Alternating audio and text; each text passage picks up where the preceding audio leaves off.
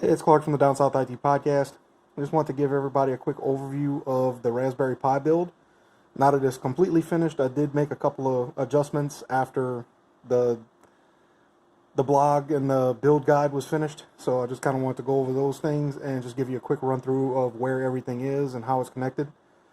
So first, we got a regular power supply, and it actually doubles off, goes to the front over here. I'll show you that in a minute. And that's your AC power coming in. This large power supply here is actually the 5-volt power supply for the solid state relays. The small one is the 2 amp, or 2.5 amp actually, should I say, power supply for the Raspberry Pi itself, which comes around and goes here. This right here is actually the AC line coming in for, this is going to be for the main 8 outlets on the front. This is for the regular lights. And we go hot, ground, and the neutral is actually what goes across and does all of the craziness right here with all of my spaghetti. But that way, the outlets here are always hot. They always have hot going to them. The only thing that changes is the neutral. So from the Pi right here, the one addition to the Pi that I did make, I did put a cooler on it. It was running a little bit hot with the box closed after I got everything finished and set up. So it was running a bit hot. I didn't like that really too much. So I have a cooler on it. And then also I put a 80 mil fan here. It's just a regular 5-volt USB fan that I got plugged directly into the Pi. So drilled some holes out in the back so it actually blows from inside out.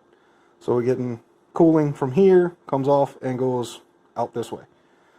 So being that this part is going to be actually closest to the house whenever everything's finally set up, that way, even if it does kind of get spritzed on a little bit, they got airflow coming out this way, so I'm not too worried about water getting in. So we have all of the wires coming off of the GPIO pins from the Pi, coming here into the relay. These actually go in through the solid state relays here, and these are actually branched off. I have the neutral coming in on this side, and then basically it just loops to each channel as it goes down. So each of them actually has a neutral. Going after that, each one also branches off from here and goes into each channel on this block here. So all the neutrals come from here on this block and then out to the outlets. From there, you can see this wire right here. It's a little bit hard to see, but I'll pick this up and we'll go from here. As you can tell, this wire here is actually the ground wire. This ground actually goes back to the Pi, and it grounds the relay itself. Everything has to be grounded back to the Pi or it doesn't work. So from here, that's all the regular outlet side. Now if we come to this side, this is all the LED side. I have all the LED leads coming out right here. This is the 2 power supplies, 2 5-volt power supplies. I have these actually branched off into 2 separate power blocks. That way I wasn't pushing too many LED strips on one actual power supply. Everything is grounded together, however, and it's also coming back and gets grounded back to the board, which gets grounded back to the Pi. So everything is grounded all the way back to the Pi. Everything's good and it works. This right here is actually just a regular phone charger, which actually is going to be the power for the speaker. I got an Anker speaker that I'm using for outside. So this is just to keep that charged. It doesn't really do anything else. And coming out with that, I actually have this cable, which is my 3.5 millimeter auxiliary out. All of that comes out of the same hole as the LED leads out front. So that way I can get the signal and the power to the speaker so everything works. Now, coming from the leads, we actually have, these are the LEDs that I'm using are APA 102s. So they have a separate data and a separate clock input. And those are actually easier for the Pis to push.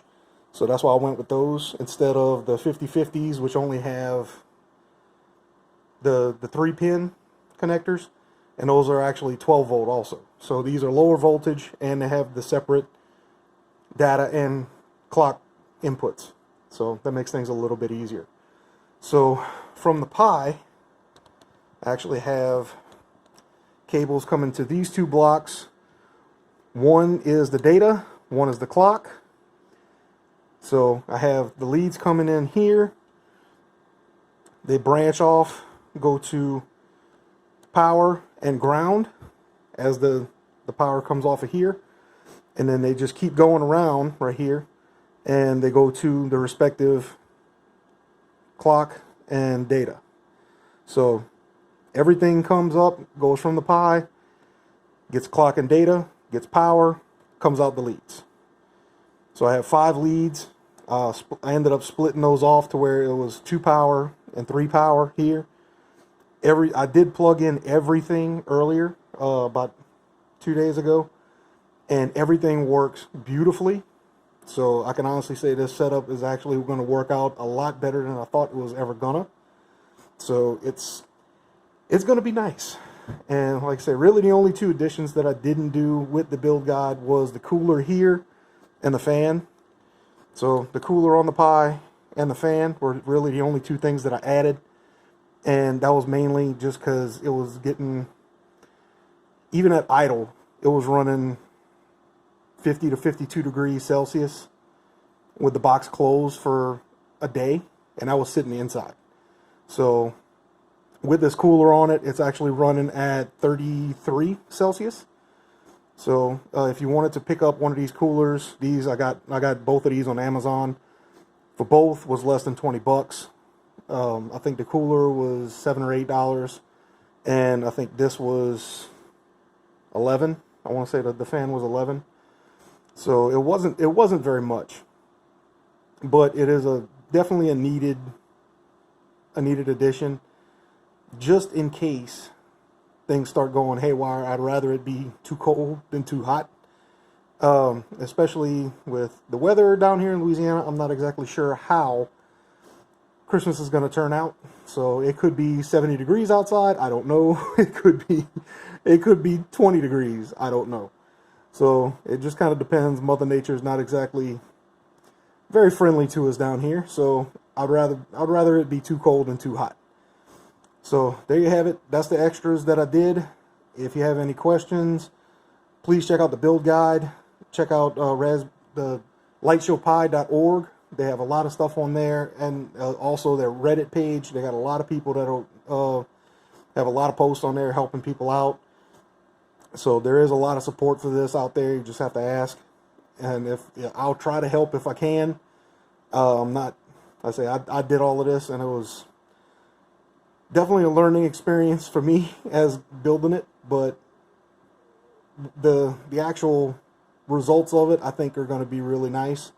So once I get all of the lights up on the house and everything, I'm going to go ahead and do another video with everything in action so you can see it. But if you don't, please check out the build guide, downsouthitpodcast.com. Thank you guys for watching. If you need any help, don't hesitate to reach out. Thanks.